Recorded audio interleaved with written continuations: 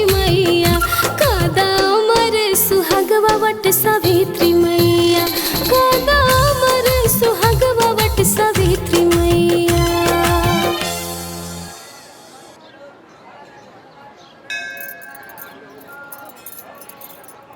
अरे यहाँ से चप्पल कहाँ गई? लौकत ना चप्पल। हमरो चप्पल नहीं खे लौकत। अरे हमरो चप्पल नहीं खे लौकत। पता ना चप्पलवा कहाँ चल गई। माई तो अनिल लोग के चप्पल यहाँ बा।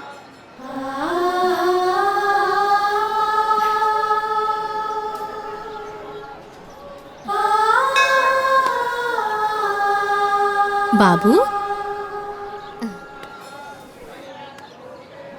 इला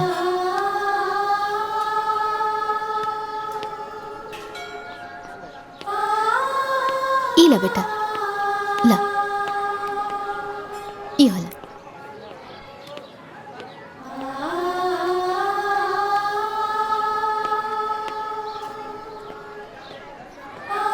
बाबू तोहर नाम का बा? कहाँ रहेला? हम बतावत हई। अनाथ हा बेचारा। पैदा होते एकरा के केहू वटवृक्ष के नीचे छोड़ गईल रहे। आधी रात के रोवत रहे त हम उठौनी हा। ई वटवृक्ष के नीचे हमरा के मिलल ना, यही खातिर एकर नाम हम बटुकनाथ रख देनी। तब से यहीं पड़ल रहेला। मंदिर के साफ सफाई के साथे साथे आवे वाला भक्तन के जूता चप्पल साफ कर देवेला। जौन कुछ भी वो देवेला ना उहे खाए पिएला। इला माई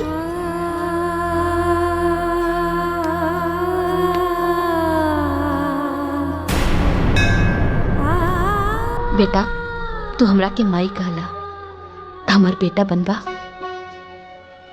हमरे साथ घरे चलबा।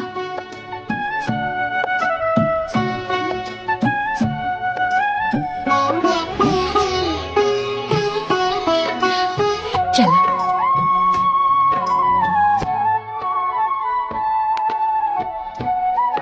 आओ।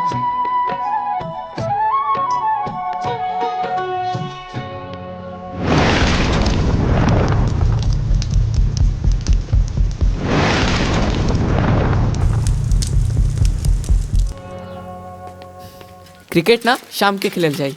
हाँ वहाँ ऐसे छक्का मारी है। हाँ ठीक बा।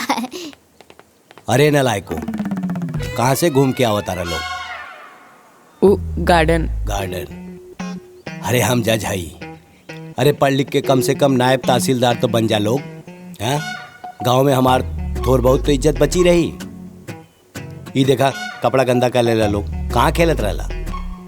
अरे लइकन के डांटल छोड़ी और है ली प्रसाद ले ली। तू ला। देवकी इलाइका के हो? एक नाम बटुकनाथ था। ई हमरा के मंदिर में मिलल। अनाथ है बेचारा। ए जी हमने के लगे दो गोले का बा, एगो और हो जाई। त्रिदेव जब भी हमरा के माई के बुललस है ना, हमरा के अशोक और ओमकार दिखाई देलस। हम अपने ममता के रोक ना पौली और एकरा के लिए आईनी। ठीक बा, जब माई अपन ममता लुटा देनी त बाबूजी भी अपन प्यार दे दी हैं। है नया बेटा? चला हम तो के मिलाओ तनी। ई तोहार मझिला भाई असो, गले मिला भैया से। ए हाँ आवा। अब इनसे मिला। ई तोहार बड़ भाई ओंकार। चला ओंकार गले लगा बेटा। ओंकार का हो गई लेकर रखे? हाँ एकर तेवर तो देखा। लड़का है ना, समय के साथ बदल जाए। ठीक है चला, चल बेटा अंदर चल।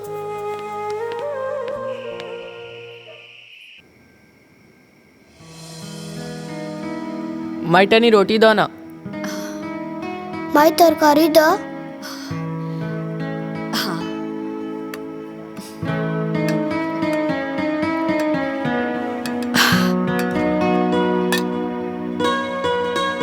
इला।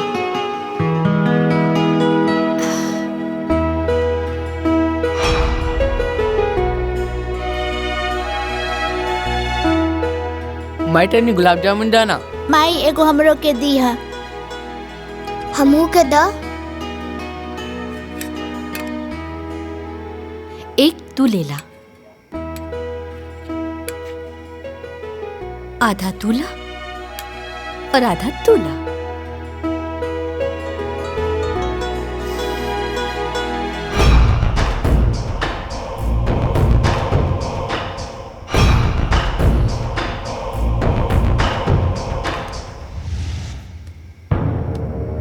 अरे माइक लगे हमने क्या सोते था। चलो उठ। ए अरे ओमकार, सुत गइल बा ना, तोहनी के बिस्तर लागल बा, जा जाके सुत जा।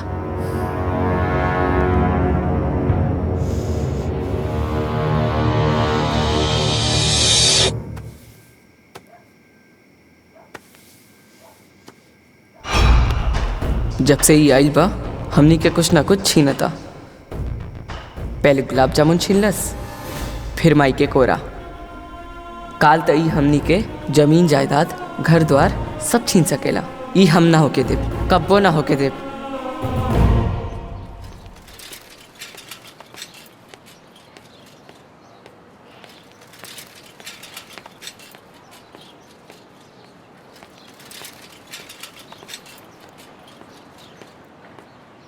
रुकी चाचा।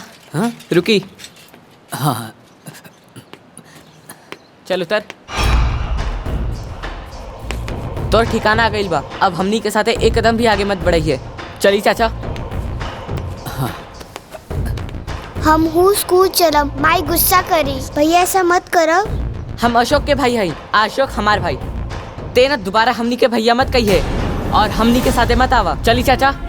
हम ना हटब। लागत आते ऐसे ना मानबे। हम माई के बात मानब, बस माई के। हम स्कूल जाए तो स्कूल जाए। बार बार हमनी के माई के आपन माई कहता रे। अरे हमार माई कोनो मंदिर के प्रसाद नहीं खे। हमरा लागत आते लात के भूत बाड़े, बतिया से ना मानबे। हाँ अरे भैया ये छोड़ तू बच्चा। अपन काम करा। अरे भैया मत मारो भैया, एकरा के मत मारो। जबरदस्ती भैया आपके मत मारने के भाई हई।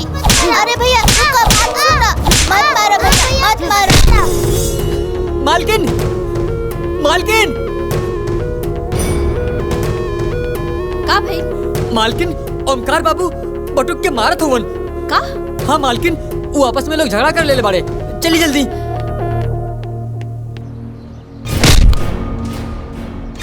बटुक बिटवा, कुरुक्षेत्र में अर्जुन के उपदेश देत समय भगवान श्री कृष्ण कहले, हे पार्थ, धर्म युद्ध में जौन तोहरा सामने खड़ा बाड़े, इमे से न कोनो तोहार भाई है न कोनो गुरु, सब शत्रु बाड़े।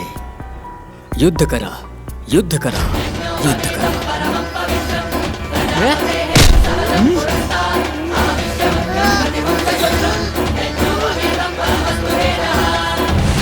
ओमकार, बटुक, छोड़ दा, छोड़ ओकरा के।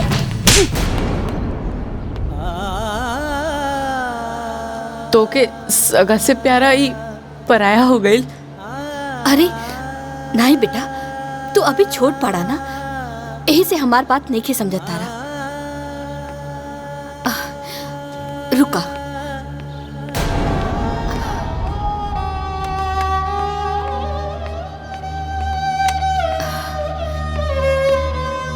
ओमकार बेटा, है 3 लकड़ी तू एक साथ तोड़ा।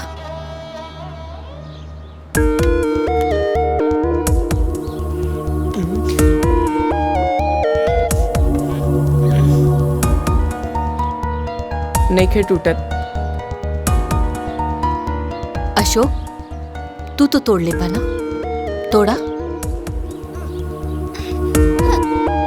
नहीं के टूटत।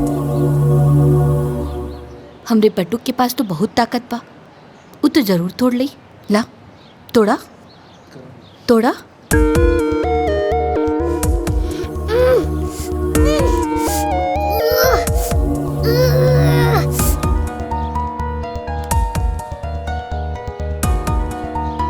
एक काम करा, इला एके तोड़ा।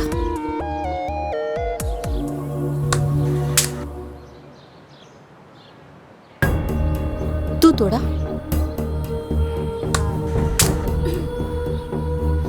तू तोड़ा? ये टूट गए।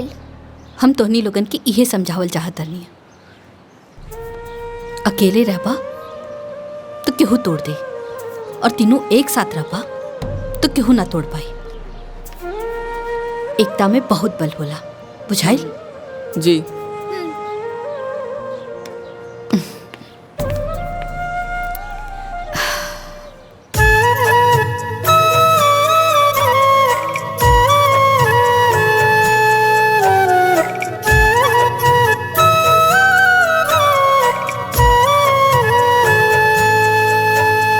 चांद सूरज तारा मोरे भवनवा में, देखे के काबा चला अब गगनवा में, गिना मोगरा गुलाब मोरे अंगनवा में, महके के काबा चल अब चमनवा में। चांद सूरज तारा मोरे अंगनवा में।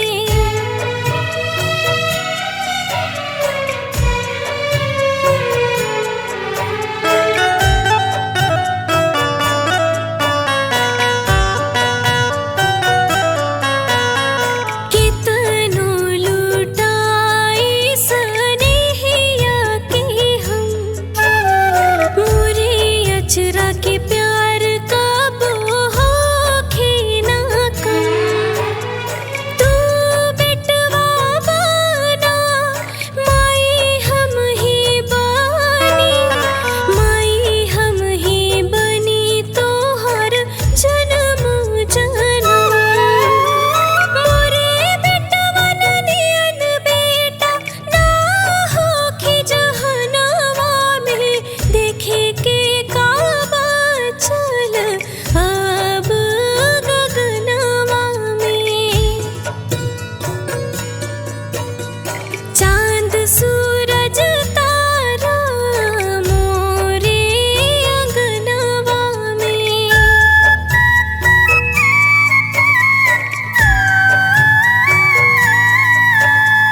सांस टूटे भले हाथ छूटे नहीं, जग रूठे त रूठे माई रूठे नहीं।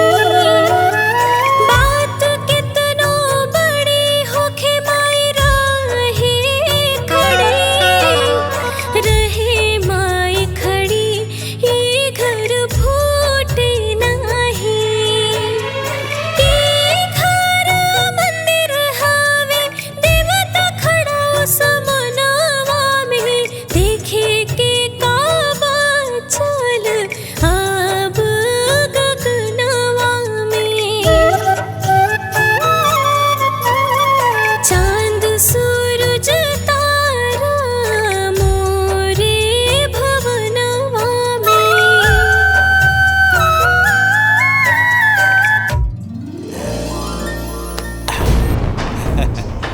खुश रहा हमारे बेटा।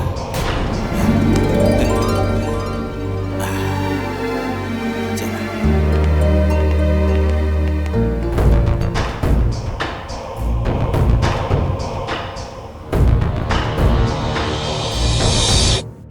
आज रउआ सब हमरा घर के दिवाली देखी और हमरा परिवार के सभी सदस्य से मिली।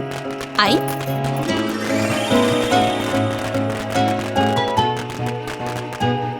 अरे आई ना।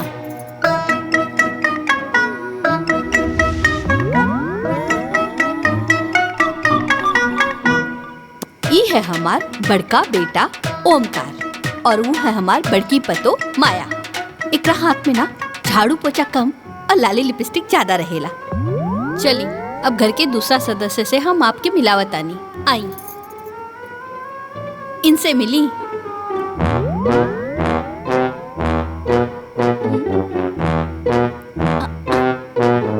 ई है हमार मझला बेटा अशोक, और वो है ओकर मेहरारू नैना। कितना प्यार से अपना मेहरारू के अपने हाथे से खियावत रहे, बकिर अपना माई के कब्बो न खिएलस। वो रउआ लोग कहावत सुनले पानी ना? अरे हम तो अपना आँखी से देख रहा पानी, जो रुकी गुलाब। हाँ मेहरारू की पूजा करत तो देख लेली ना। चली अब हम लक्ष्मी जी के पूजा करत दिखाए जा रहे पानी। आई। ओम जय लक्ष्मी माता, मैया जय लक्ष्मी माता, तुमको निश दिन सेवत, मैया जी को निश दिन सेवत, हरि विष्णु विधाता। ओम जय लक्ष्मी माता।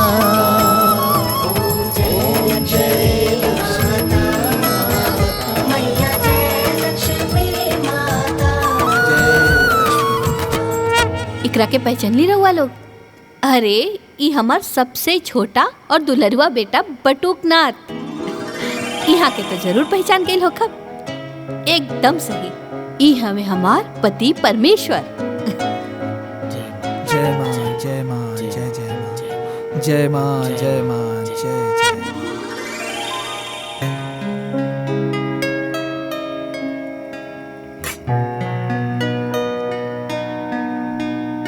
पाए लग रहा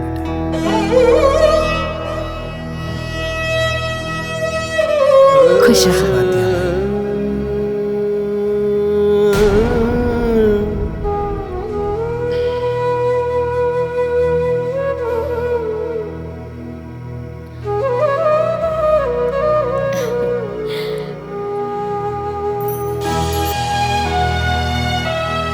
बोलो लक्ष्मी मैया की जय।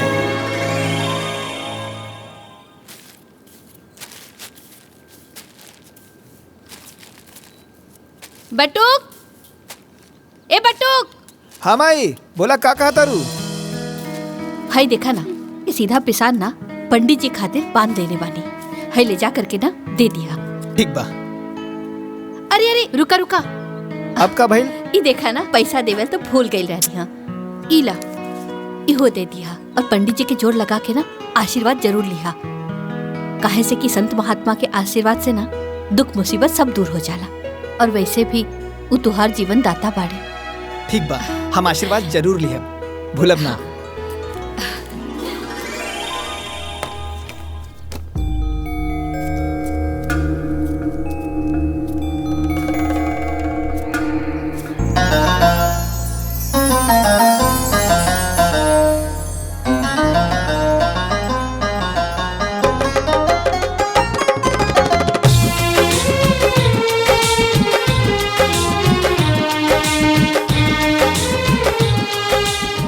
भैया जी प्रसाद दी।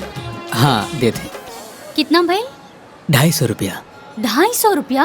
अरे एकदम मंदिर में लूट मचोले बाड़ा। अरे सब कुछ महंगा हो गईल बाटे। हमरा की मत बतावा कि महंगा हो गईल बा। हमार बचपन ऐजा बीतल बा, ई कुल 10 रुपए में मिलत रहे। 250 रुपया लाई दी।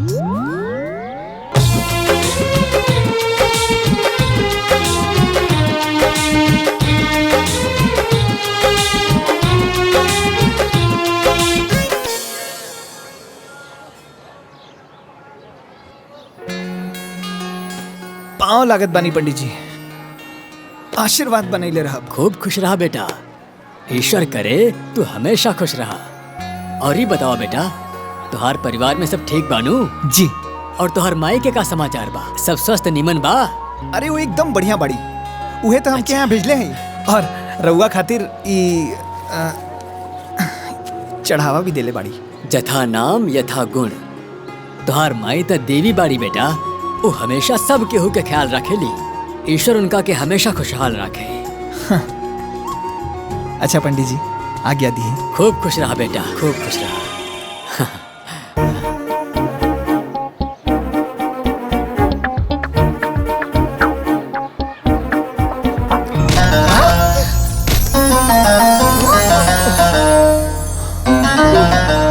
अरे आंधर बाड़ा का? हाँ दिखाई नहीं के देत, हमार सब प्रसाद गिरा देला। अब हम का चढ़ाए भगवान जी के? अब देखत का बाड़ा, मदद करा। न जाने कहाँ से आ जाला लोग। हाँ, हमार कुल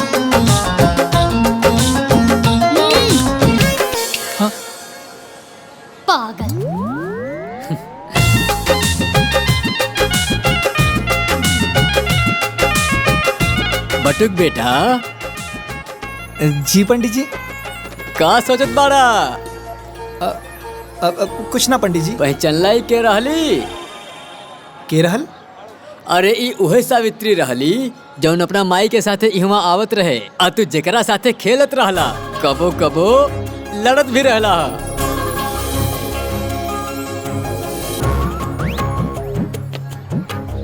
रुको ना।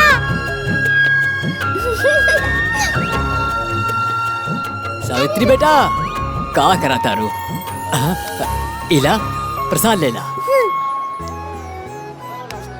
नहीं हमार हम ना दे। अरे ना ना लड़ाई की, तोहरा खातिर भी बा। रुका, इला। हाँ खेला। हाँ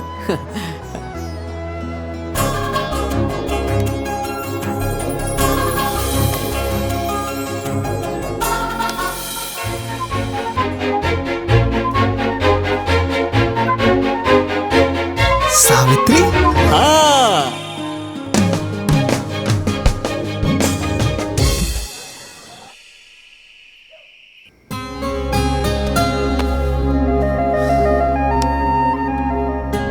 अरे आंधर वाला का, हाँ दिखाई नहीं देत, हमार सब प्रसाद गिरा देला। अब हम का चढ़ाए भगवान जी के? अब देखत का बाड़ा, मदद करा। अरे एकदम मंदिर में लूट मचोले बाड़ा। हमरा की मत बतावा कि महंगा हो गइल बा। हमार बचपन नहीं जा बीतल बा, ई कुल 10 रुपए में मिलत रहे।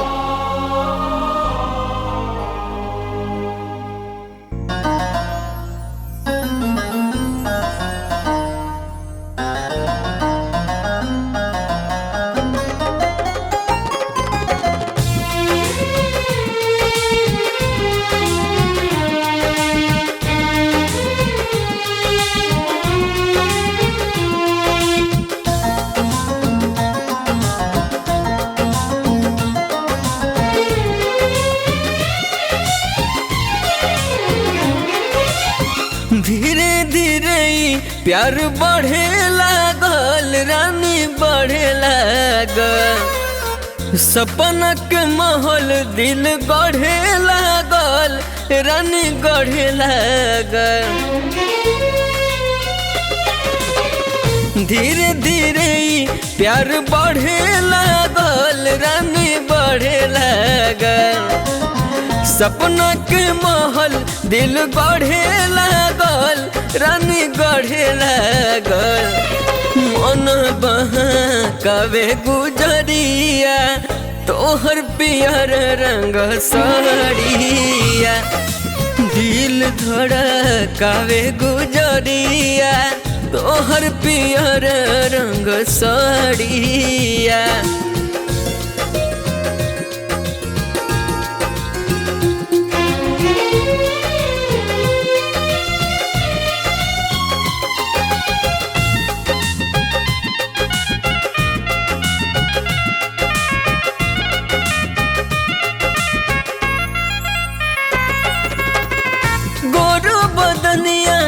जोर करता मन मोहे सुघराई, देख के तोहर रूपवा सलोना धड़कन हो थम जाई। पागल हो जाए नजरिया, लचुक जब कमरिया। दिल धड़कावे गुजरिया, तोहर पियर रंग साड़िया।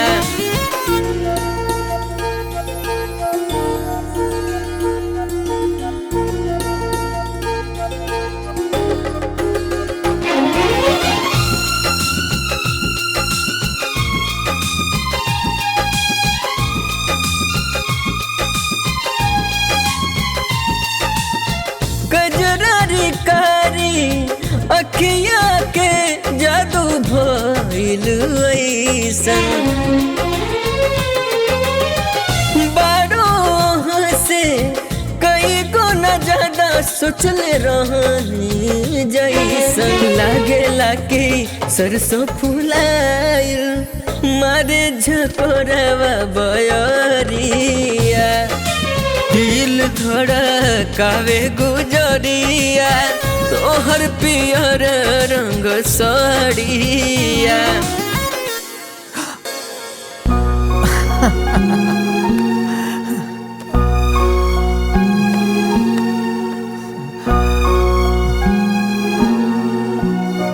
अरे खाना।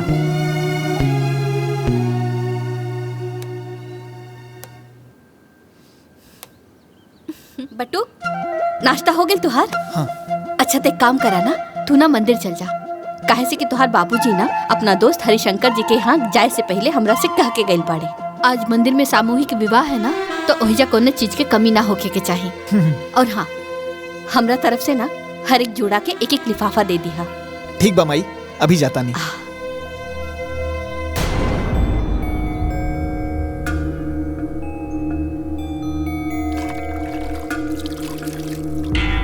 हला ठीक है।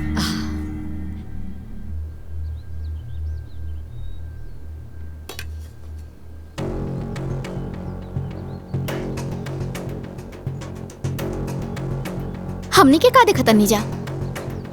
माई हर काम बटुक से काहे कहेली? अपन सगा बेटा से तो कबो कुछ ना कहेली। घर के सगरी काम नौकर करेलन, मालिक ना। बाकी जेठ जी, हमरा तो लागता कि रवा लोग नौकर बानी और उ मालिक। चली दीदी, ई बात ना इन्हें लोग के समझ में नहीं खे आई।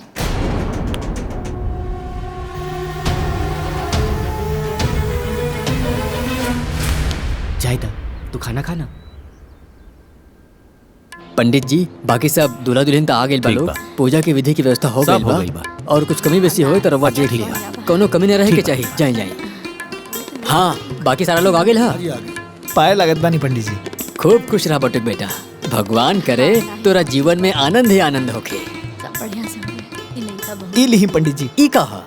ई हमार माई सामूहिक विवाह में दुल्हा दुल्हन खातिर ई उपहार भेजले बाड़ी और आगाह कईनी है कि कोनो और समस्या हुई त बेझिझक कहा। अरे ना ना, एकर कोनो जरूरत नहीं खे। काहे कि सारा व्यवस्था तो गुप्ता जी कर ही देले बाड़े, कोनो चिंता की बात नहीं खे। बटुक बेटा, ये उपहार तू नौ दंपत्ति के अपन हाथ से ही दिया, बड़ा अच्छा होई।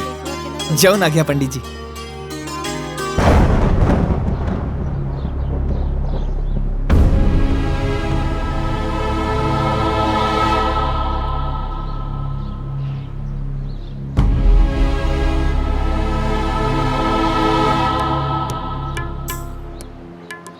हाँ सोनू, ठीक। हाँ। सुधीर, वंशिका। मोनू, प्रिया। ठीक बा। रवि, सावित्री। ई लड़की के गार्जियन के बा? हम बने पंडित जी। दूल्हा कहाँ बा? अभी ना आइल बड़े पंडित जी, औते हुई। थोड़ा देर और इंतजार कर ली। बियाहे के मुहूर्त निकलल जात बा, जाई जल्दी जाई, ओकरा के बुलाई। अच्छा पंडित जी, हम देखत बानी।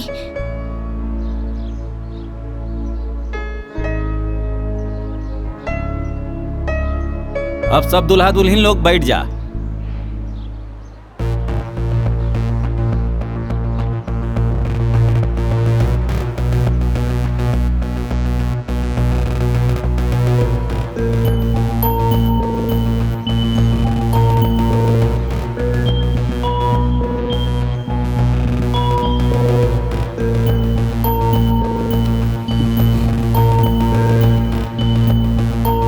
कहाँ रह गई अभी? हाँ राम प्रसाद जी, अरे का भइल? रवा लोग अभी तक ना आई नहीं? अरे हम ही शादी ना करब। का शादी ना करब? ना। तई बात पहले ना बतावे के रहल ह। ठीक बा, रखी फोन। अरे का भइल? दुल्हा कहाँ गइल? कुछ पता चलल? ना पंडित जी, कुछ पता ना चलल। सगरो ढूंढनी है, कहीं कुछ पता ना चलल। पता चल गई, वो लोग अब ना आए वाला बा। का? काहे कि लड़का भी ब्याह करे से मना करत था। हे भगवान, ये का हो गए? अब हम का करी? हमार तो नसीब में फूटल बा। कैसे कुल बनलो काम बिगड़ जाता हमार। धीरज रखा, सब ठीक होई। अरे हो सकेला कि सावित्री बिटिया के नसीब में ऐसे बढ़िया वर लिखल होए। ओकरे नसीब में का बा पता ना, बाकी ओकरा के लेके ना हमके जीवन भर जरूर झेले के बा। अरे पैदा होते ही बाप के खा गई। अब लागता कि एकरे चिंता में ना हम मर जाए। ऐसे मत कहा। पता ना कौने जन्म के कर्म बिगड़ल बा पंडित जी, विपत्ति टोले के नामे नहीं कहले।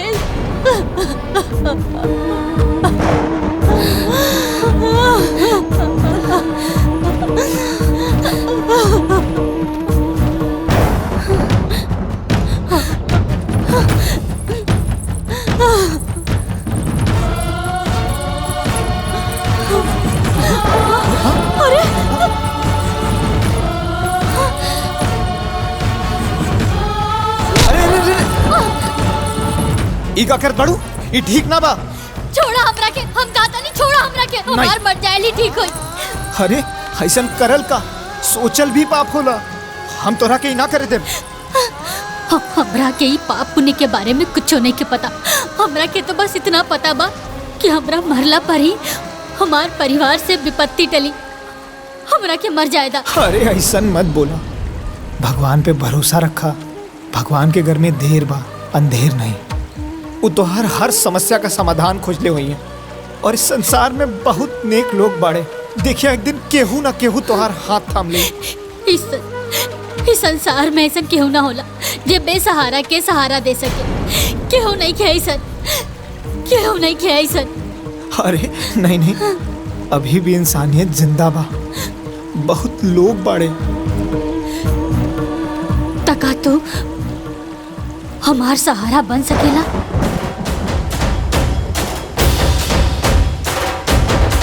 बन तो सकीला, पर बाबूजी से ज्ञान बाटल अलग बात था और उहे ज्ञान के पालन कईल अलग बात। रुका, हम बनब तोहार सहारा। हम निभाए जीवन भर तोहार साथ।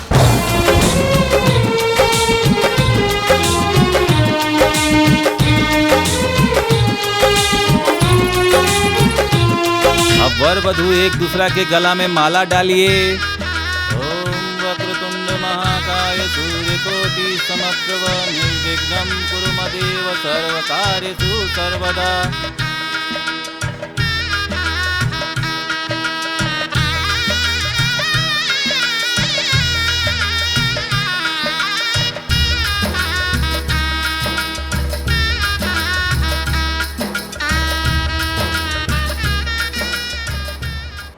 चल निकाल 1 रुपया बरीचा।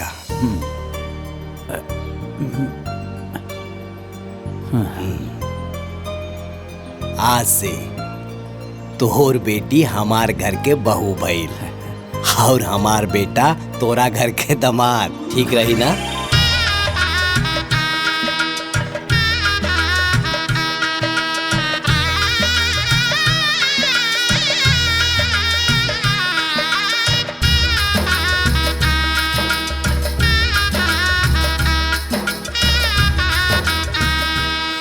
लेकिन एक बार बेटा से पूछ तो लेता।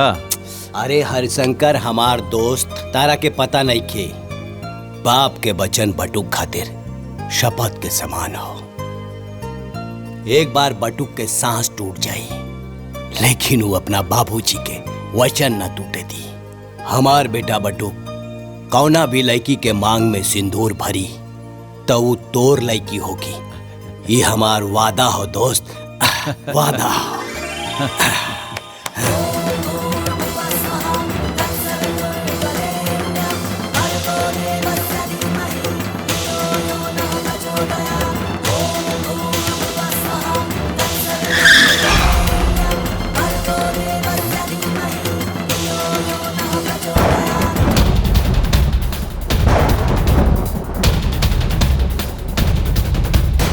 अच्छा, बाबूजी के बड़ा नाच रहे ना एकरा पे। अब बाबूजी के पता चली कि कितना लायक बा और कितना नालायक बा।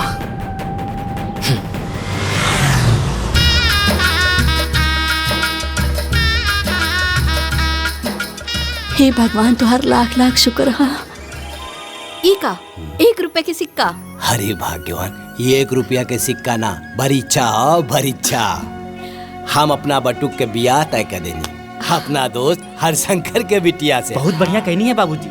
सगुन तो सगुन होला, चाहे 1 रुपया हो चाहे 1 लाख रुपया का हो। अब हमरा समझ में आई कि रउआ रोज सवेरे सवेरे अपना दोस्त के घरे काहे जात रहनी हा। अपना दोस्ती के रिश्तेदारी में बदले। चली बटुक के बियाह तय हो गई। बियाह तय ना भइल बा, ऊ बियाह क ले बा। उहो सामूहिक विवाह मंदिर में।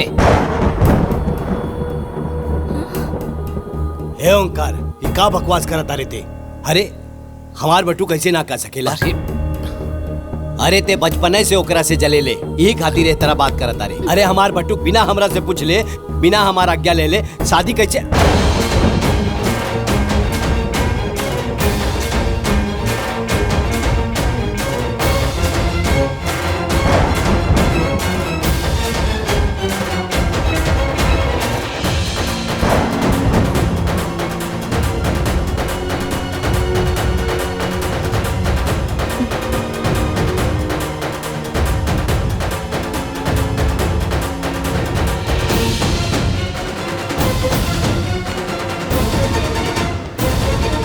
बाबूजी खबरदार,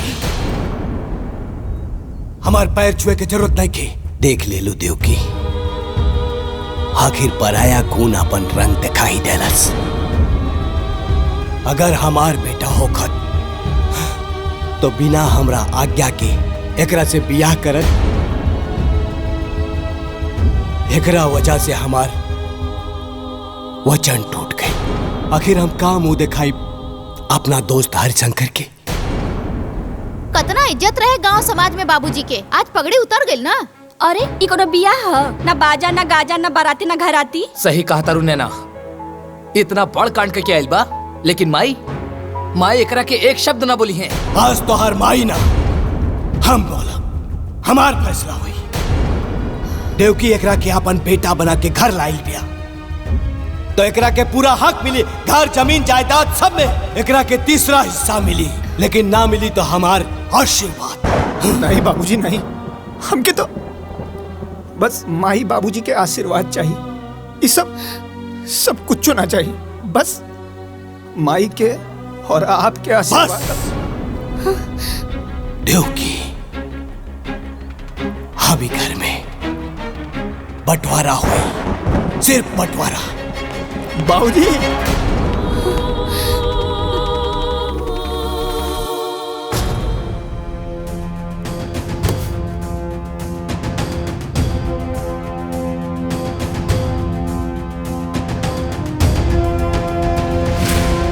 देवकी, गलत हिस्सा में खड़ी बढ़ू, अपना हिस्सा में आवा। सुनाई नहीं के देत? देवकी, सुनाई नहीं के देत? कान खोल के सुन ला। अगर वही रहा के हो तो तारा के अपन मांग के सिंदूर पोछे के पड़ी।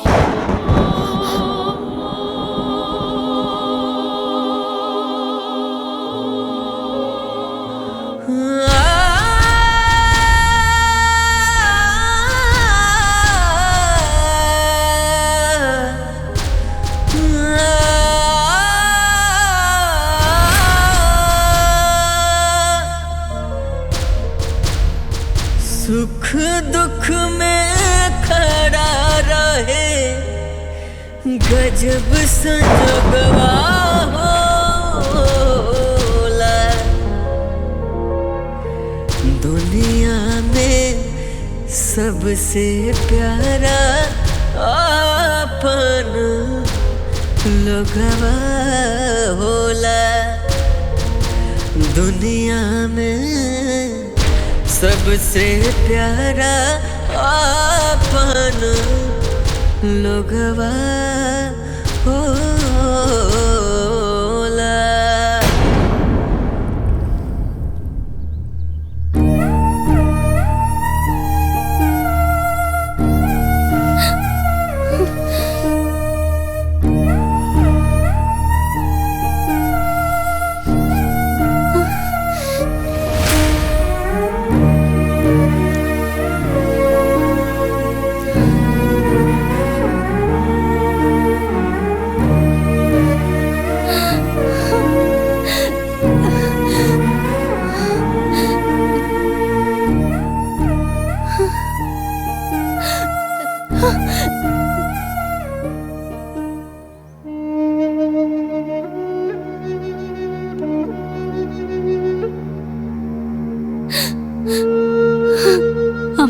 अभागन हैं। पहले बाबूजी के साया सर से उठ गई और जब ससुराल आईनी ता घर के बंटवारा करवा देनी। अरे हमरा जितना अभागन बहू के हुई जेकरा के होकर सास ससुर के आशीर्वाद तक ना मिलल।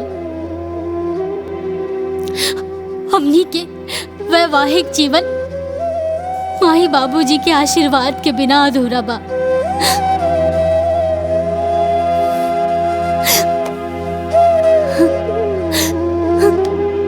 तू अपन दिल छोटा मत करा। बाबूजी गुस्सा में हुवन और माई एक दिन उनकरा के जरूर मना लेहन। और ई रात रोए का ना है, ये हमनी की जिंदगी का नया शुरुआत है।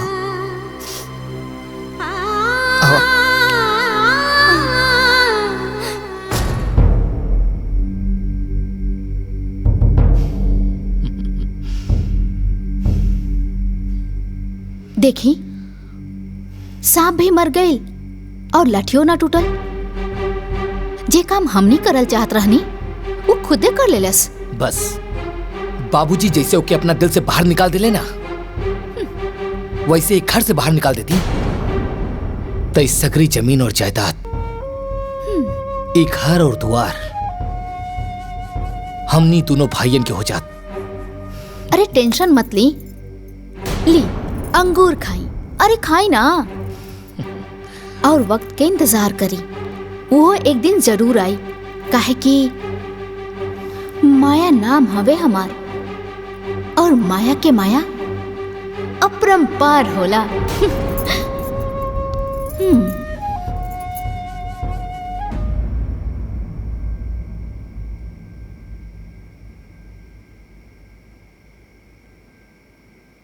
तू काहे मुंह फुला के बैठल बाड़ा? नहीं ना, आज जौन घर में भइल अच्छा ना भइल। बाबूजी के बट्टू के माफ कर देवे के चाहत रहे। आज माई के त्रिदेव खंड खंड हो गई। एकदम दिमाग में गोबर भरल बा का? त्रिदेव खंड खंड हो गई। अरे एक दिन जमीन जायदाद सब कुछ खंड खंड हो जाई। ओकर सोचा कि कैसे सब कुछ ठीक हुई। अगर कुछ कर ना सकेला तो चुपचाप सो जा। मातम मनावला के जरूरत नहीं खे।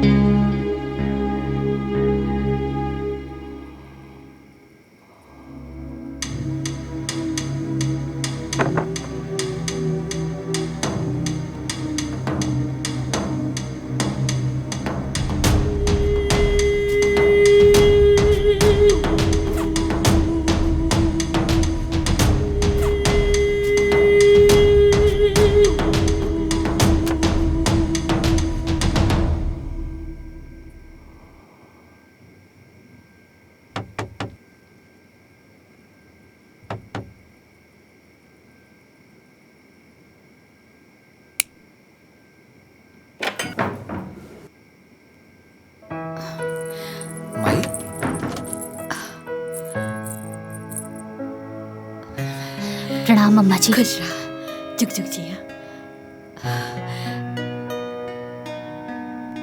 हम तोरा के नीक ना दे पौली ना, यही से नीक लेके आइल बानी। हैला हमरा तरफ से रखला।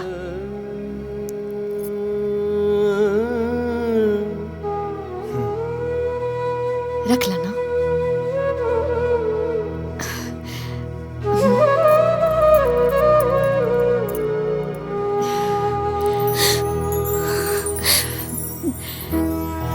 खुश रहा।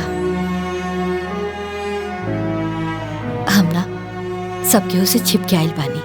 हमार बड़की पतोहिया ना अलगाव होते ही अपने मैके से नौकर बुला लेलस। एक नंबर के काम चोर पिया। काम में मन ना लागेला, बाकी सब चीज पे नजर रखेले। अच्छा हम चलता नहीं।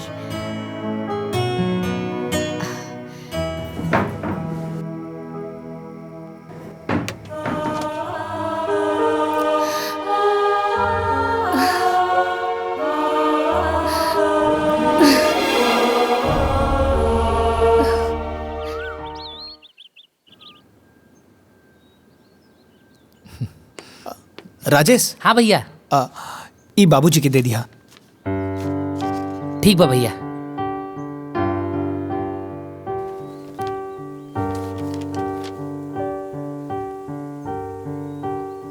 ली बाबूजी चाय पी ली। हाँ रख दा।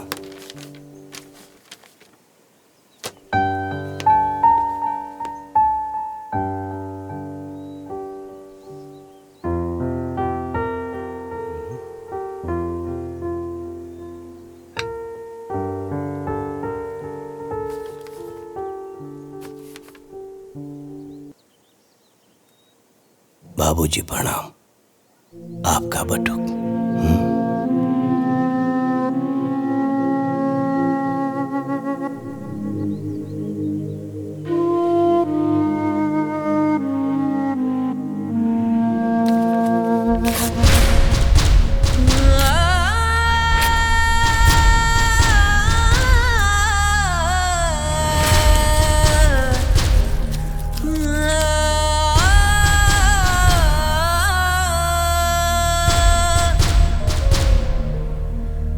सुख दुख में खड़ा रहे गजब संजोगवा होला।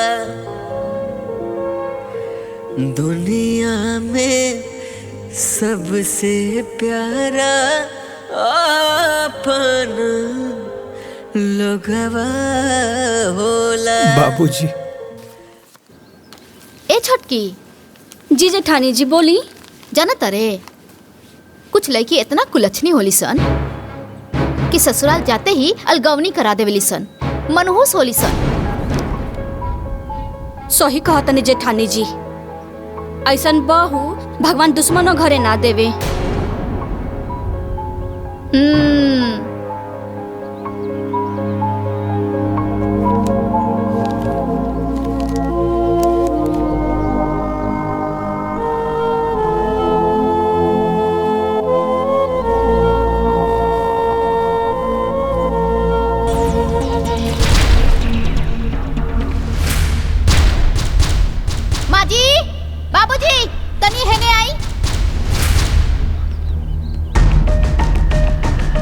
बहू ये देखी सारा कचरा गोलिया के और हमनी के ओरा करके चल देलस महारानी। बाप रे बाप कितना पट्टेदारी निभावती। अरे सावित्री, सावित्री। का भाई जी? ये सब कहा? ये सब कचरा गुलिया के एहर कह दिलू? हम तो ही सूप लेवे खातिर गइल रहनी, कूड़ा उठावे खातिर।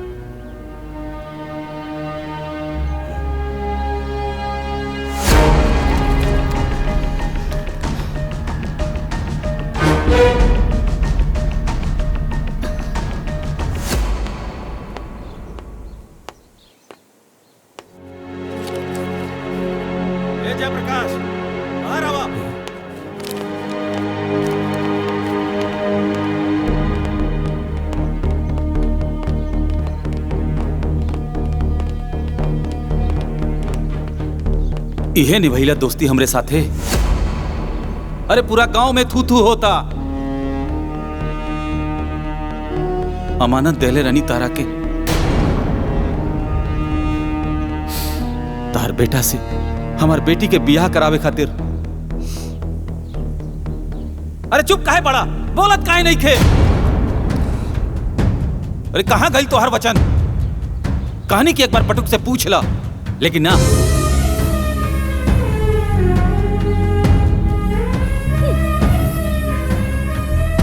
जाना तरु देव की भोजी का कलश हमरा के? बटुक शपथ के समान बा। बटुक के सांस टूट सकेले, लेकिन ओकर बाप के वचन ना टूट सकेला। अरे आप का भाई बोलत का नहीं का, चुप काहे बड़ा? का करी अब हम?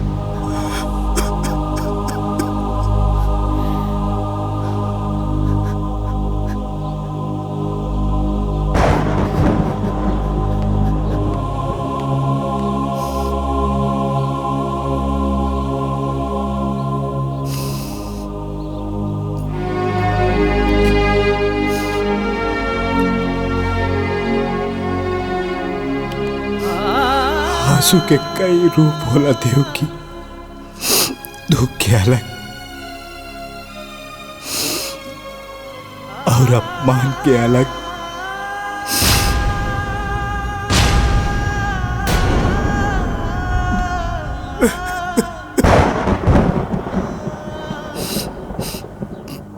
दुख के आंसू पिया जाला,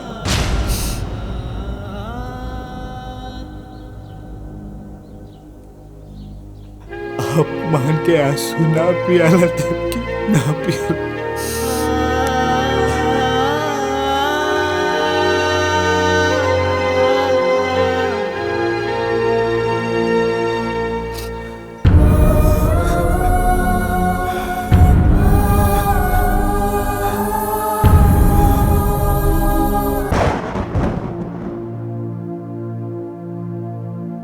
आज हमार वजह से पहली बार केहू घर में घुस के बाबूजी के इतना सुना के गई। आज तक पूरे गांव में केहू हमार बाबूजी के कुछ ना कहले रहल। बड़ा इज्जत रहल बाबूजी के। ए जी, ई बात का लेके रहुआ अपने आप के मत कोसी जी, मत कोसी। केहू के अपमान कहिला से केहू देवता के महिमा कम ना होला। और बाबूजी, बाबूजी त देवता हन और हमेशा रही हन। हाँ,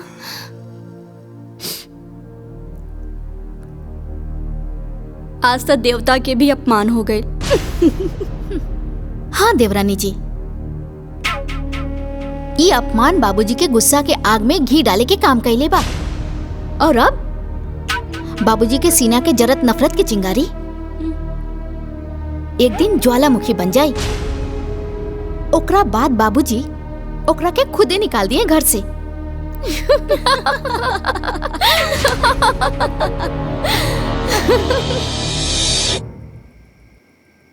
रामू, एक गिलास पानी लावा।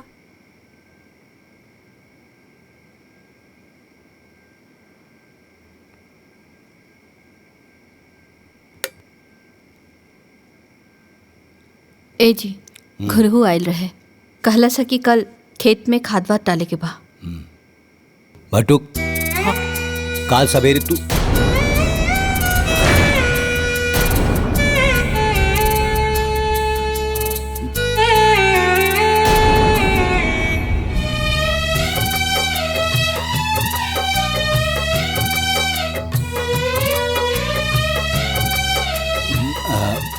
ओंकार, काल सवेरे तू ब्लॉक पे चल जाइया और वजह से 4 बोरिया यूरिया 2 बोरिया डाई ले लिया।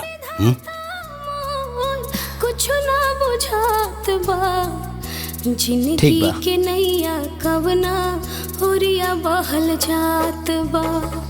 जिंदगी के नैया कवना होरिया बहल जात बा। रुसले पट्टुक के भुलावल इतना आसान नहीं खे। अरे केहू हमार कोटी और जूता दी कि ऐसे ही चल जाई बाजारे? कहाँ बाड़ा सन? इली बाबूजी।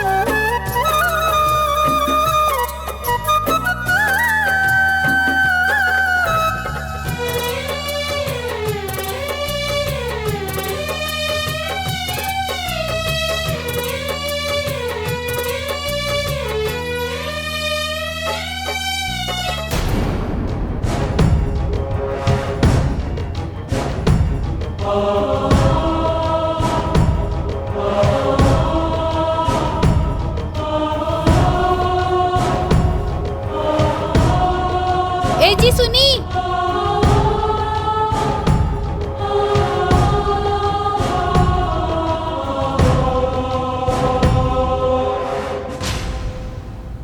सुनी जी।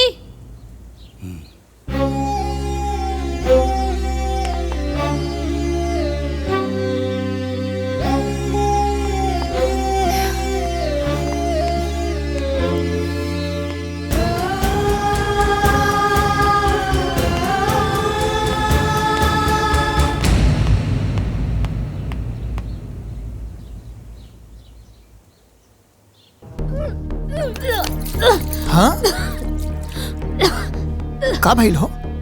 तबीयत तो ठीक बानू? उल्टी?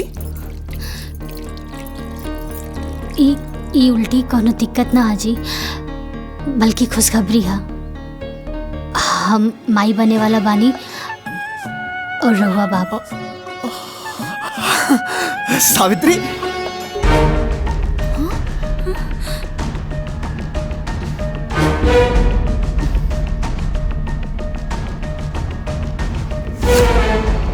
ब्याह कके पहले हमनी देवरानी जेठानी आईनी और माई पहले उकलमुही बन गई। सही कहा तनी जेठानी जी। कहीं ऐसा ना होखे कि काली पोता के मुंह देखला के बाद बाबूजी के फैसला बदल जाओ। काहे से कि मूल से ज्यादा ब्याज प्यारा होला। हमने यही तरफ बैठ के एजा मातम मनावल जाई और वो गोद भराई के खुशी बनाई। गोद भराई का सारा सामान ला दिले है। फल फूल मिठाई नारियल सब आ गई। सब सामान तो आ गई, लेकिन गोद भराई के रस्म सिर्फ सामान से ना होला। गोद भराई करे वाली भी तो चाहिए। अगर माही ना आई है तो गोद भराई के रस्म पूरा कैसे हुई? अरे तू उदास मत होखा, केहू आवे चाहे ना आवे, बाकी माई जरूर आई।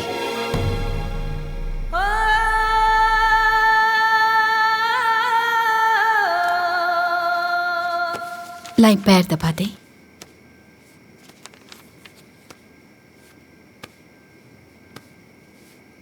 ए जी, एगो बात कही। बोला। इतना साल बाद हमनी के खानदान में वंश आवे वाला बा। रउआ कहीं तो हम कल बहू की गोद भराई में जाई ना। वंश आपन होला, पराया के ना। तारा के गोद भराई में जाए के जरूरत नहीं खे, बुझाइल नो?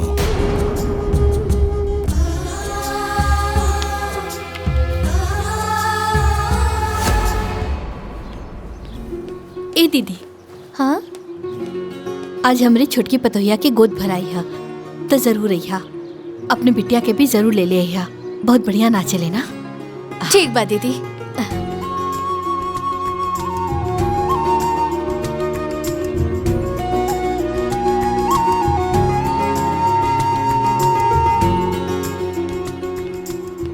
बिटिया, आज ना हमरे छोटकी पतोहिया के गोद भराई है तो जरूर अइहा। ठीक बा, आ जाई।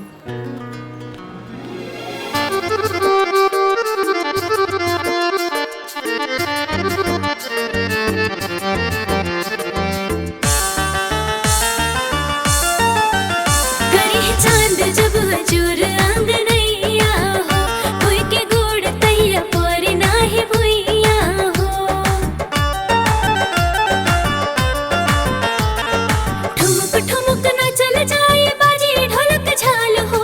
ठुमुक ठुमुक ना चल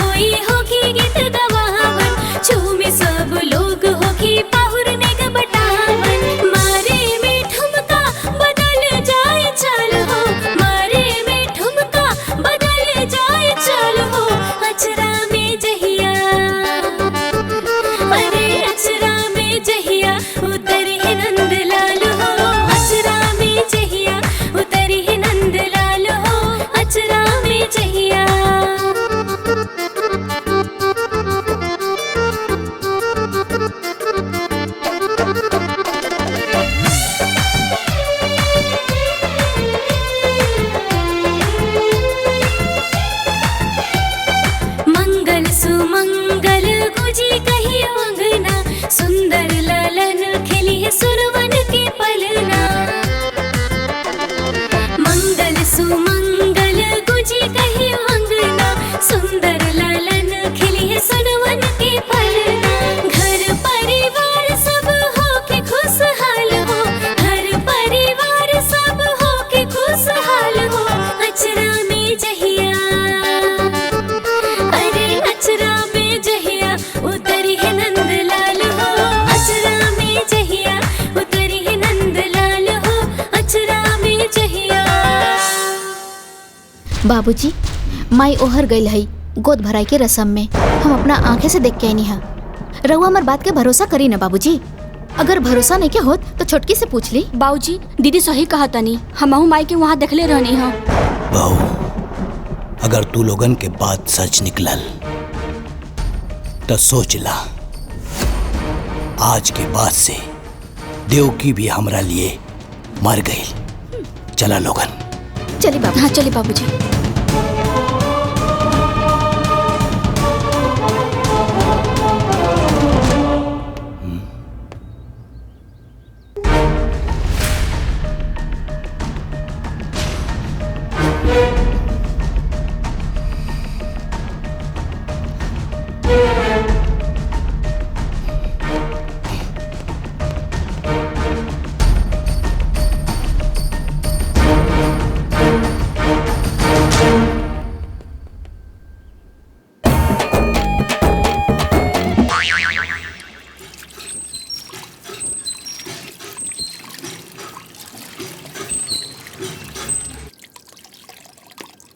अरे तू रुका, हम ले जाता नहीं।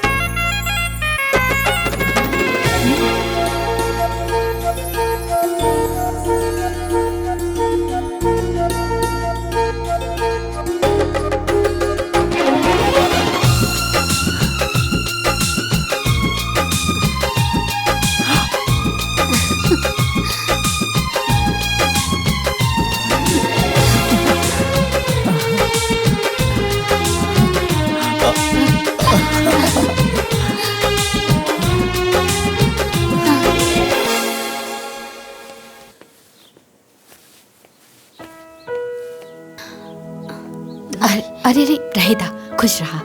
अच्छा, आज रात में ना चंद्र ग्रहण लगी तो ध्यान से ना अपने पेट पे गोबर लगा लिया, ठीक बा? ध्यान रखिया।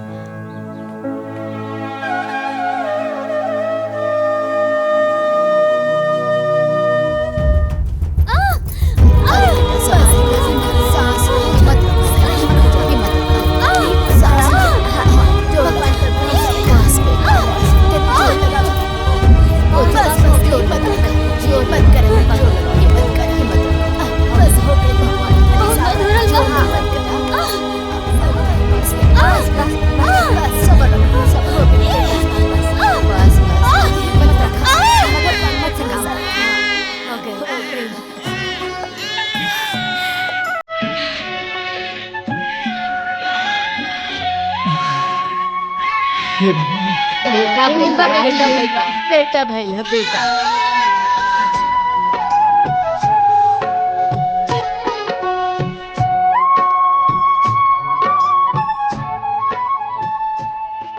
अरे भौजी, अच्छा भाई एजे बेटा गई लो, हमरे पोता के ना छठी है। ठीक बा। तो पूरा परिवार के साथ ही है। ठीक बा, आ जाई। ठीक बा, आ जाई बाजी। ठीक बा।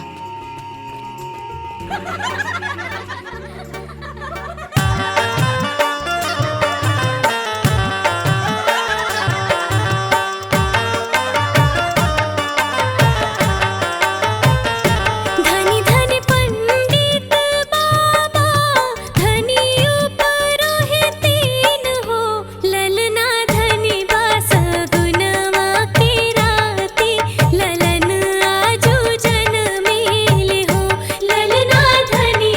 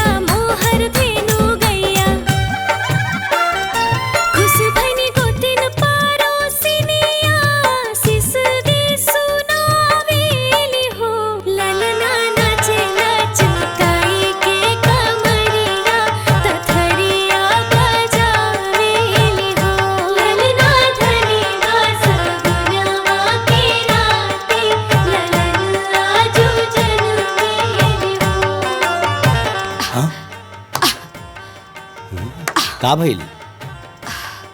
वो घर में मच्छर बहुत हो गई बा। हाय देखी। ठीक हो, मारा मच्छर।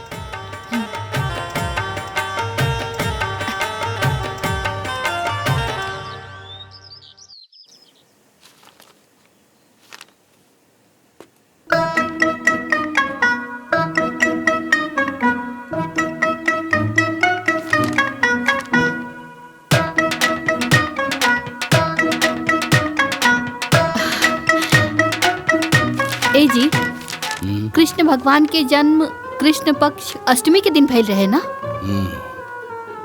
और महीना भादो के और दिन बुधवार रहे ना? अनहरिया में झमाझम बारिश होत रहे। का बात है, आज भगवान श्री कृष्ण के जन्मदिन बहुत याद आ रहा बा। नहीं, और रउआ का अखबार में लगे बा? चाय पी ना, ठंडा हो जाए। हाँ।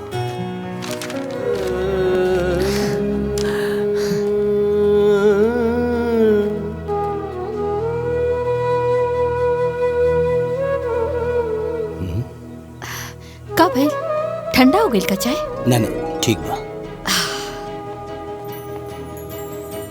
माई इशारा दे देली कि लड़का का नाम का रखी। एकर नाम कृष्णा रही। कृष्णा। नंद घर आनंद भयो, जय कन्हैया लाल की, हाथी घोड़ा पाल की, जय कन्हैया लाल की। का भाई? हाँ? कुछ नहीं।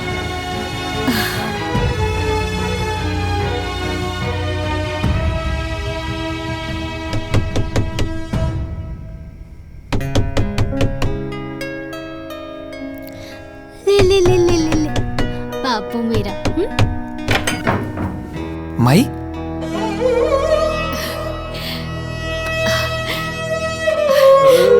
इना चांदी के कंगन बाबू खातिर लाइल बानी, पहना दिया। हाँ आ बेटा। अरे बाप रे बाप, वाह रे हमार किस्मत। भगवान हमरे जैसन किस्मत ना केहू के ना दे। पहले पतों से छिपके मिले ही नहीं, और आज अपने पोता से। अरे दादी है। हाँ, हमरा के दादी पुलवा ना। हाँ, रोता।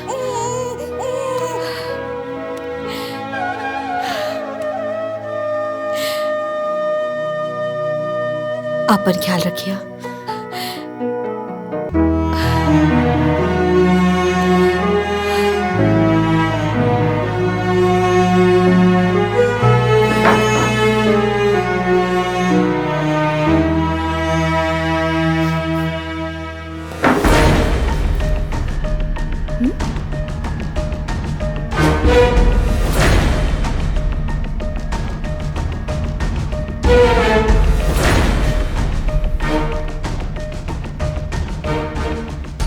माँ जी के पोता खातिर ही प्यार एक दिन हमने खातिर बहुत घातक हो सकेला। माँ जी रउआ प्यार के अमृत के बरसा बहुत कर लेनी, अब बारिश सास के ना बहू के हा।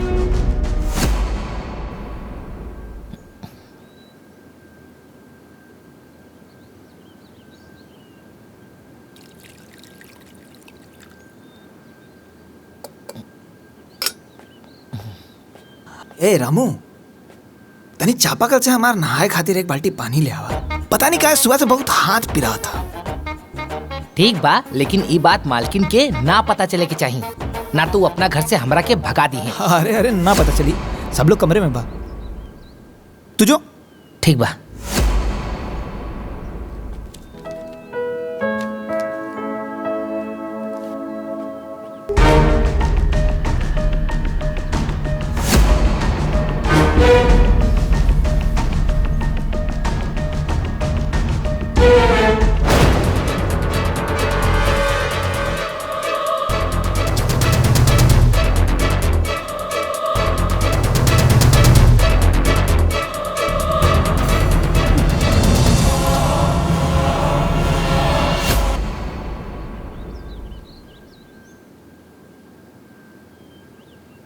अरे ब्लॉक प्रमुख जी, रउआ हमार गांव वालन खातिर नल के व्यवस्था करा दी। हाँ ठीक बा, हम ब्लॉक पे आ जाए। हाँ जय राम जी की। ली बाबूजी चाय पी ली। हरे रामू, हाँ आज के अखबार कहाँ हो भाई? हमके लागता अंदर बा। जल्दी ले आवा। अच्छा।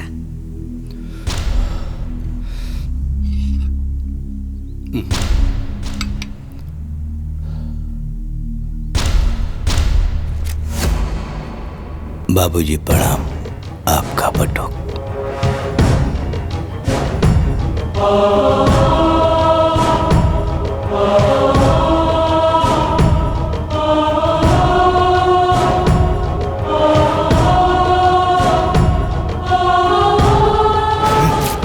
रोज रोज का ड्रामा।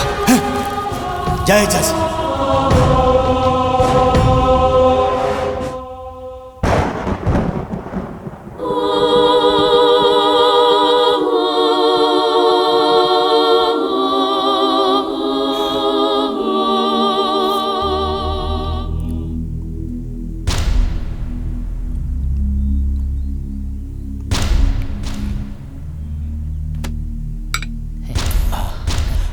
काबिल बाबूजी। बाबूजी चक्कर का होता? चक्कर होता? ओमकार भैया, अशोक भैया, मालकिन, भाई जल्दी आए, देखिए बाबूजी के काम। अरे बाबूजी, बाबूजी, मालकिन, बाबूजी देखिए काबिल, बाबूजी। नौटंकी मत कर। हमनी के दोनों बेटा बानी जाही जा। बाबूजी के तोहरे सहारा के कोनो जरूरत नहीं है। बुझाइल? अरे चल ना अस्पताल लेके चल ना। अशोक, अरे बोल पे ले चल अस्पताल बाबूजी लेके चल पे। ले चल संभाल के आराम से।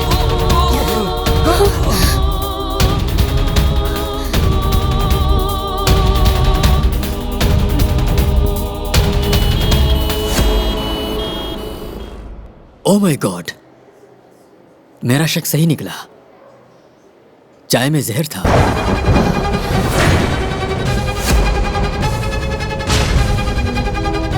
देखे, मैंने जहर को निकाल दिया है। आप बिल्कुल ठीक है, बिल्कुल ठीक है। घबराने की कोई जरूरत नहीं। आप लोग इनको घर ले जा सकते हैं। ओके? जी डॉक्टर साहब।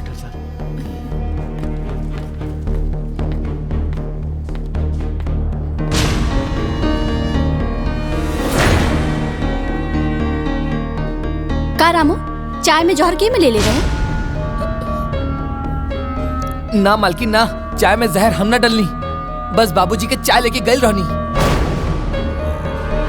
तो किचन में केहू औरो आइल रहे का? हाँ, बटुक भैया आइल रहले।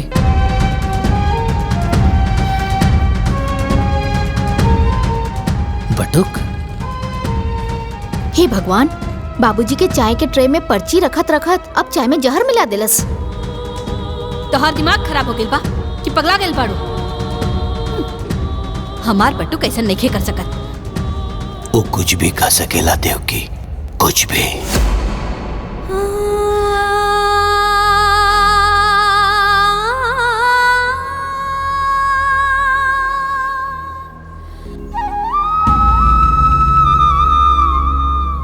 हे भगवान, हमार बाबूजी के कुछ ना होके दे। चाहे हमार जान ले ली, बाकी हमार बाबूजी को एकदम ठीक कर दे, एकदम ठीक कर दे। बटुक, बाबूजी, बाबूजी। का भइल? विश्वास नहीं के होत हमरा की जिंदा देख के? अरे हमरा के का पता रहल कि हम अपना ही घर में सांप पाल रहल बानी, जौन एक दिन हमरा के डसी। अरे आशीर्वाद ना देनी तो चाय में जहर मिला दे लेते।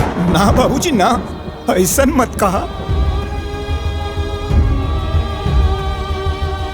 हम तारा चाय में जहर नहीं के डलने बानी।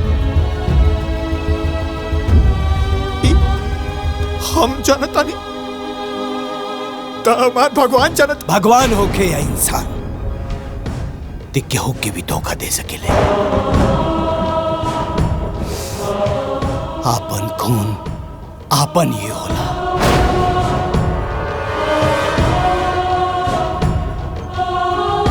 पराया खून पराया ही होला, ये आज हम जान गए नहीं। रिश्ता के अहमियत ई का समझी देवकी। तू ही एकर हाथ पकड़ के घर में लायल रहलू और आज तू ही एकर हाथ पकड़ के घर से बाहर निकलबू, ये हमार फैसला हो। अरे बाबूजी, चाहे हमरा के डांट ला, चाहे हमरा के मार के घर से निकाल दा, लेकिन हमरा के माथे फिर इतना बड़ा कलंक लगा के हमरा के घर से बाहर निकाला बाबूजी। बाबूजी देवकी, सुनाई नहीं कि देख खड़ा रहे गजब संजोगवा होला। दुनिया में सबसे प्यारा अपन लोगवा होला। दुनिया में सबसे प्यारा अपन लोगवा होला।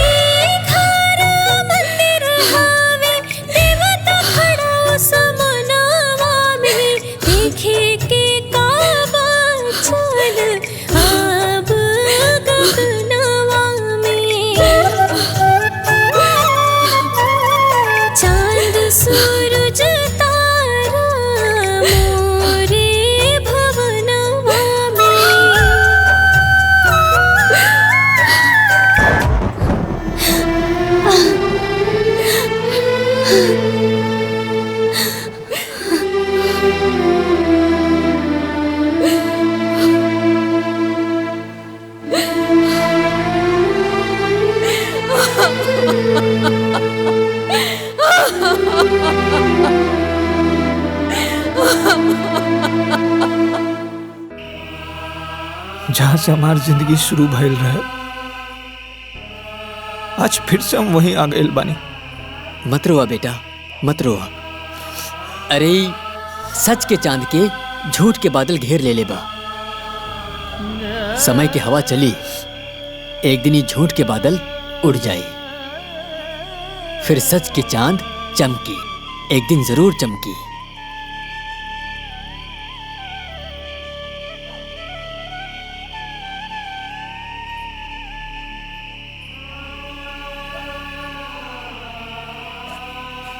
पाला की पंडित जी। खुश रहा। बटू कहाँ बाटे? भीतर घर में बा। है उनकर माई सामान भिजोले बाड़ी, कहनी की जाके दे दिया। ठीक बा। ठीक ना? प्रणाम पंडित जी। खुश रहा।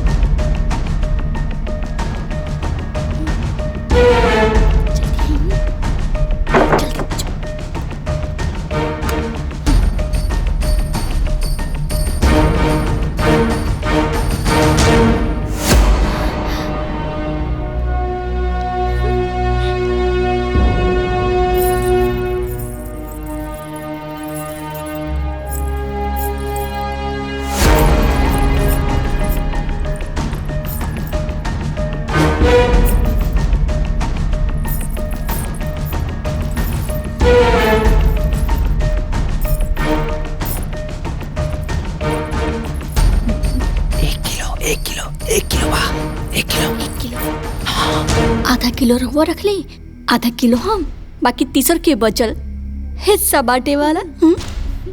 ठीक कहा तारू छोटकी। ऐसन बा एके जल्दी जल्दी रखा, ना तो बाबूजी माई आ जाइए ना तो सब गुड़ को ऊपर जाई। है ना, इल रखा। ए तू रख।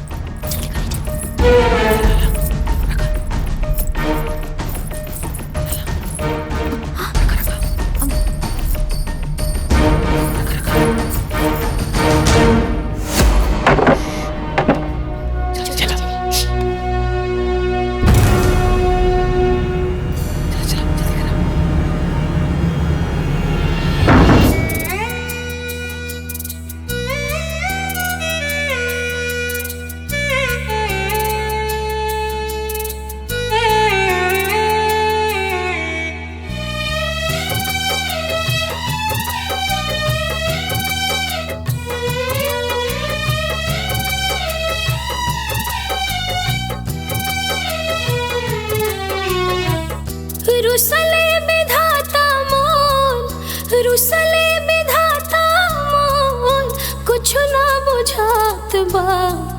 जिंदगी के नैया कवना होरिया बहल जात बा। जिंदगी के नैया कवना होरिया बहल जात बा। रुसले विधाता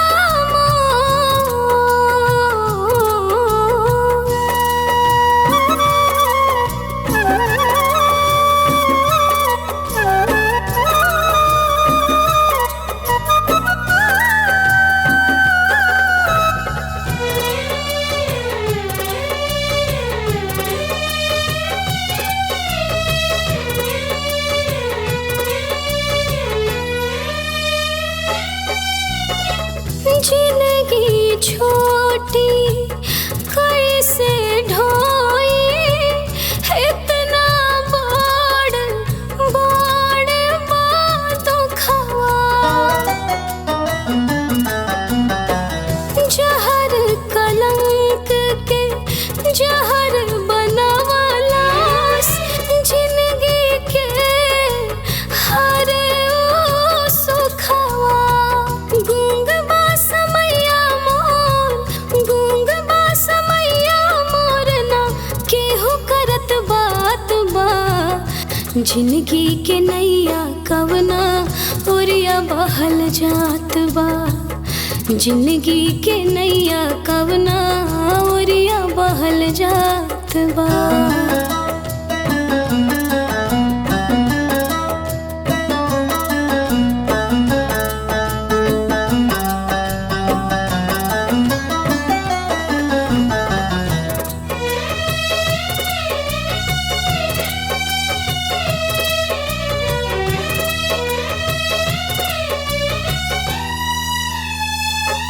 बाबूजी।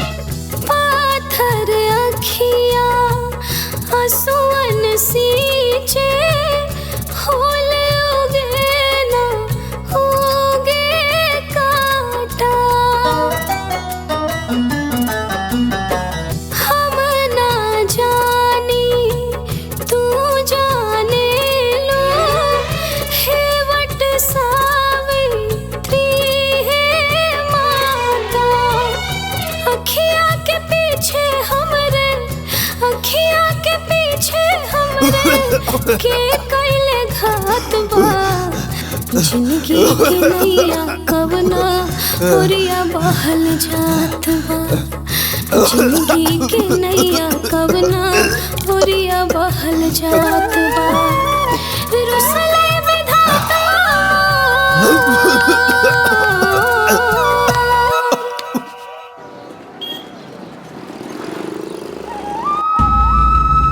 बाबूजी। बाबूजी। बाबूजी।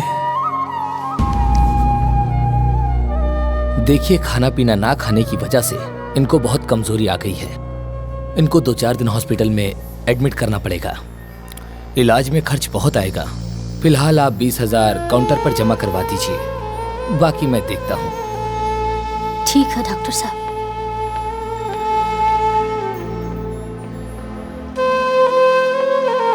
बाबूजी।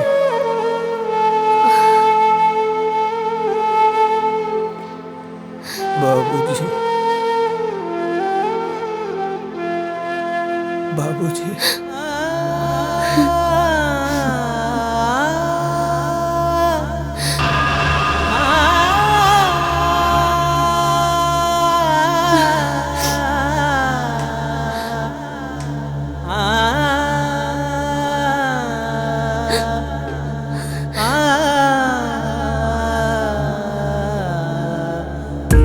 हाँ जी। अरे रउआ चिंता ना करी, हो जाई। हाँ हाँ नमस्ते, बैठिए।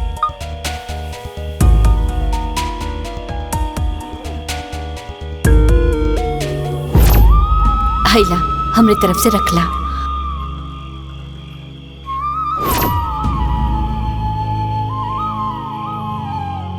एके बेचे के बा।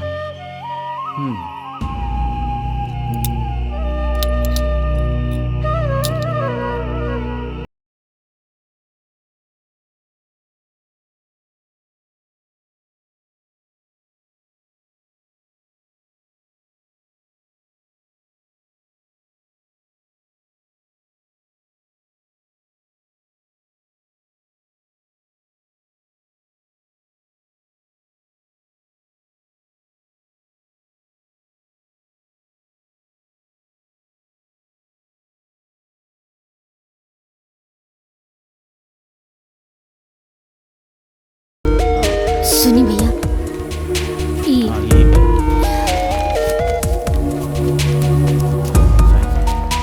डॉक्टर साहब 20,000 जमा करे खातिर कहले रहलन।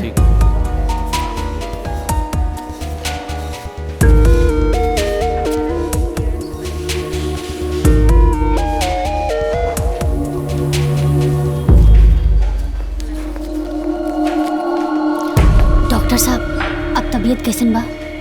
हमने उनका इलाज शुरू कर दिया है, लेकिन हो सके तो उनके बाबूजी को बुला लीजिए, क्योंकि वो बार बार उन्हीं की रट लगा रहे हैं। हो सकता है कि उनका आना दवा से ज्यादा काम करे।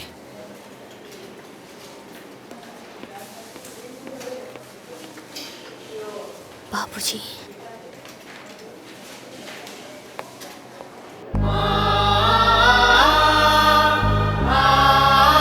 बाबूजी बाबूजी का करी? बाबूजी के कैसे लेके आई कुछ समझ में नहीं के आवत। बाबूजी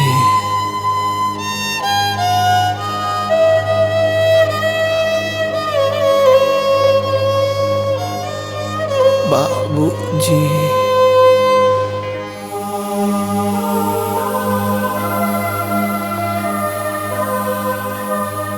सावित्री बिटिया, बटुक कैसन बा? पुजारी बाबा तनी को आराम नहीं के, तनी को आराम नहीं के। सावित्री बिटिया मत रोवा, हिम्मत से काम ला।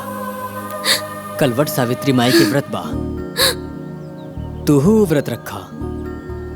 सावित्री माई सबके सुहाग के रक्षा करेली, तोहरो सुहाग के रक्षा उहे करी। अरे जौने वटवृक्ष के नीचे सावित्री माई के निवास बा, उहे वटवृक्ष के नीचे बटुक हमके मिलल रहे। सावित्री माई के आशीर्वाद बटुक के बचपन से ही मिलेला। जना तारू बिटिया, सावित्री माई यमराज से 3 गो वर मंगले रहली, और सबसे पहला वर अपना अंधा सास ससुर खातिर मंगले रही। अब तू होता अपन सास ससुर के पूजेलू, तब माई तोहरा के आशीर्वाद काहे न दिए बिटिया। बिटिया तू व्रत रखा, फिर देखिया सावित्री माई के ऐसन चमत्कार होई कि उनकरा के साथे साथे माई बाबू के आशीर्वाद भी बटुक बाबू के मिल जाई। हम वट सावित्री माता के व्रत जरूर रखब।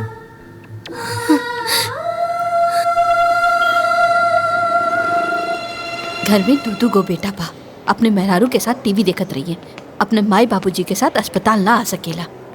आज हमार पट्टुक होत ना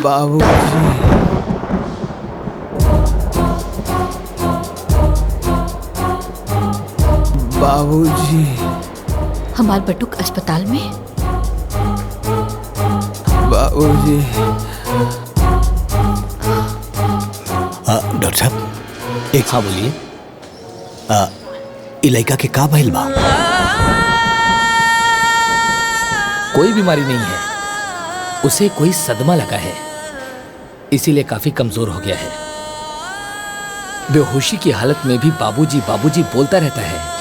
बाबूजी सुख दुख पता नहीं कैसा निर्दयी बाप है इसका कि एक दिन देखने तक ना आ सका। Excuse me. बाबूजी दुनिया में हमार आत्मा तो आज भी माने के तैयार नहीं थे। हमार बेटो ऐसा कुछ कर सकेला, ओकर बाबूजी ओकरा पर विश्वास नहीं करत। इससे बड़ा सदमा और का हो सकेला। हमार पतोहिया सब परेशानी अकेले सहलस। हमार पोता कहाँ होई, केकरा पास होई हमार पोता? ए जी, दुख में दुश्मन के पास भी चल जाला।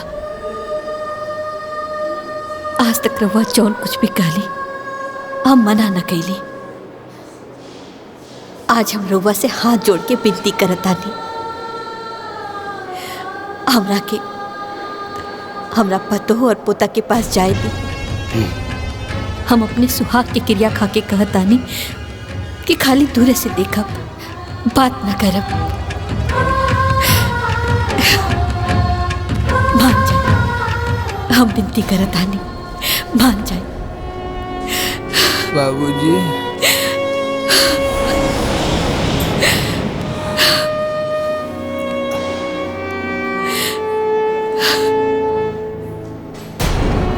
बाबूजी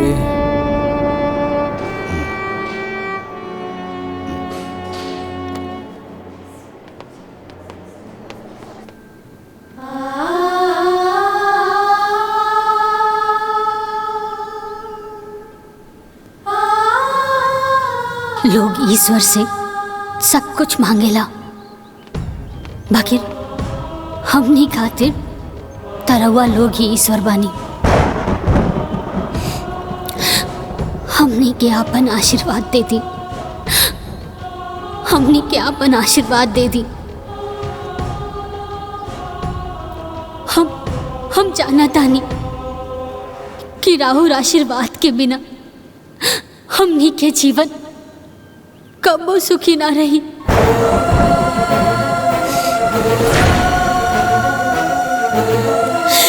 कबो सुखी ना रही।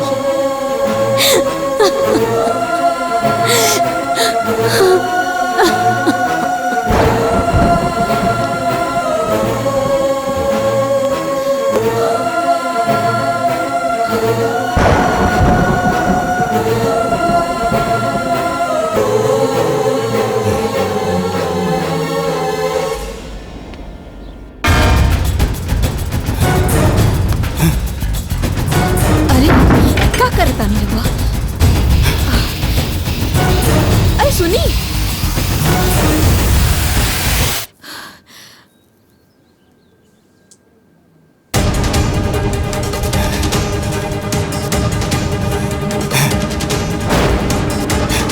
ये क्या करता है?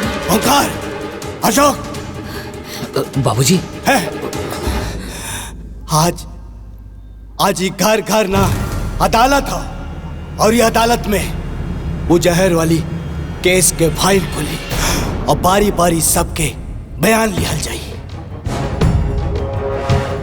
अस्पताल में सांस जोड़ जोड़ के जौन लड़का जी रहल बा, हमार नाम ले रहल बा। घर में होकर पत्नी मंदिर में भगवान के जगह हमार तस्वीर लगा के पूजा कर रहल बिया। हमरा के भगवान मान ले बिया। उ लइका और ओकर पत्नी हमार जान ना ले सकेले। हमरा के पूरा यकीन हो गइल बा ई दुष्कर्म तू ही लोगन में से केहू एक कैले बा। हम 3 ले गिनती गिनब, फिर जे आरोपी हो कि वो सामने आ जाए, ना तब ई माचिस के तिली जला के हम पूरा घर जला दे। हमरा साथे साथे पूरा परिवार जली और मरी। बाबूजी ऐसा मत करिए बाबूजी। 2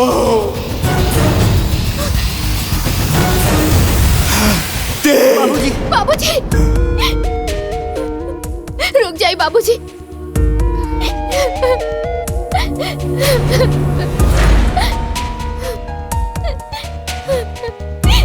ये महापाप हमरा से हो गए बाबूजी, हमके माफ कर दी।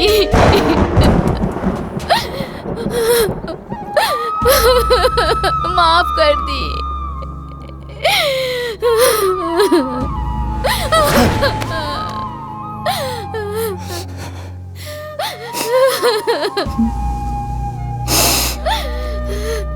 ये पाप ते काहे कैले रे पापी, काहे कैले?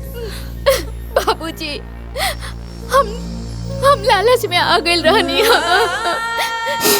हम ही ना चाहत रहनी कि घर जमीन जायदाद के 3 हिस्सा लागे।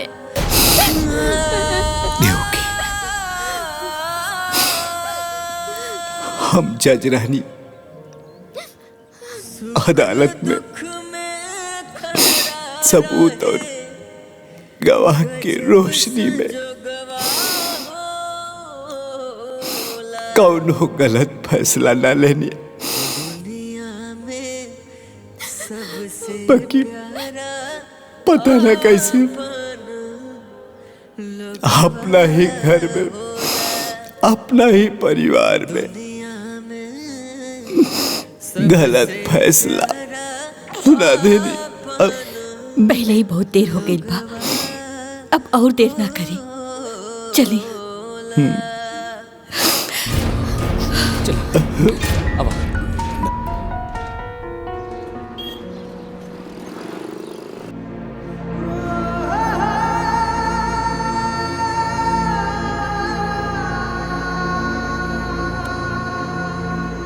देखिए सावित्री जी, हमने बहुत कोशिश की, मगर हम डॉक्टर हैं, भगवान नहीं।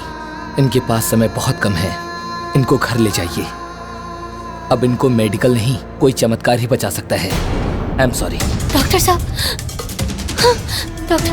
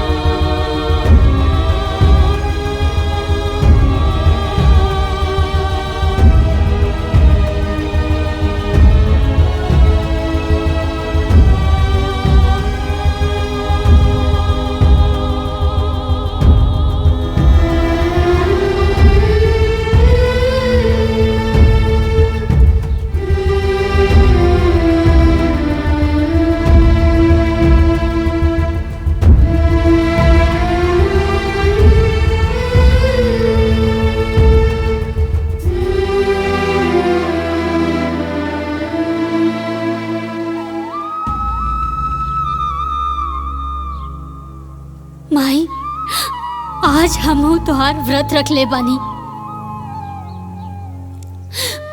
अपना पति के लंबा उम्र खातिर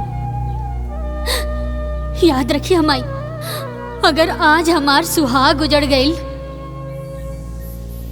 तो दुनिया के कोनो भी औरत राहुल व्रत ना राखी। माई, माई तू तो चल गई यमराज के पीछे पीछे, पुत्रवती और सदा सौभाग्यवती के वर पा ले लो। आज ही सावित्री रउआ से उहे वरदान मांगतिया। आज हमार पति के प्राण बचा के हमरा के सदा सौभाग्यवती के वरदान देना माई। मन चित लगाई के सब करता वरदान देना माई, वरदान देना माई। वट सावित्री मैया कदा अमर सुहागवा, वट सावित्री मैया कदा अमर सुहागवा, वट सावित्री मैया।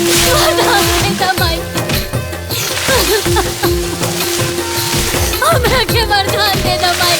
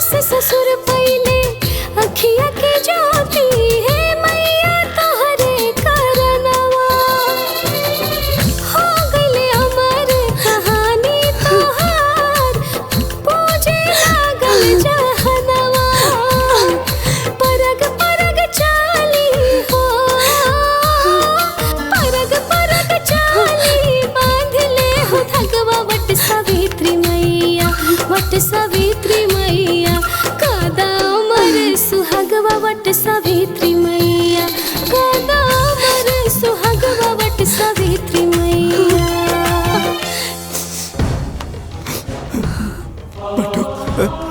बाबूजी बाबूजी बाबूजी बाबूजी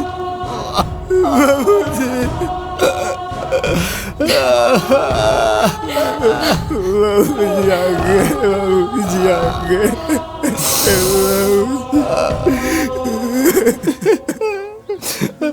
बेटा अच्छा बुरा पहचाने में हमरा से बहुत देर हो गई, हो सके तो हमरा के माफ कर दो बेटा। ना बाबूजी ना, रहुआ तो हम जैसन अनाथ के नाथ हुआ। हमरा से माफी मांग के हमरा के इतना छोट मत करा बाबूजी, शर्मिंदा मत करा।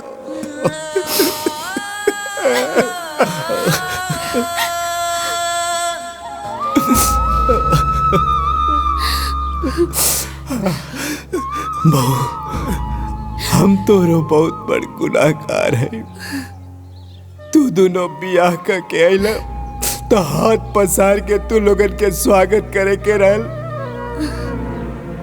लेकिन हम अभागा बाप तू लोगन के धुतकार के ही घर से निकाल देनी।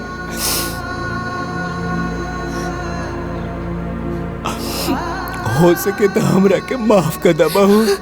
बाबूजी राहुरी हाथ माफी मांगे खातिर ना, बल्कि हमेशा सदा सौभाग्यवती रहा के आशीर्वाद देवे खातिर उठे के चाहिए। आशीर्वाद दी हमरा के। खुश रह बहू, खुश रह।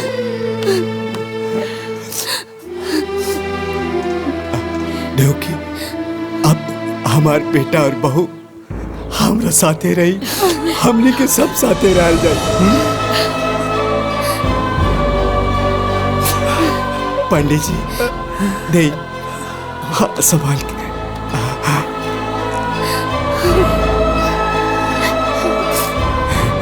हमरा घर के चिराग। बोला वट सावित्री मैया की, वट सावित्री मैया की।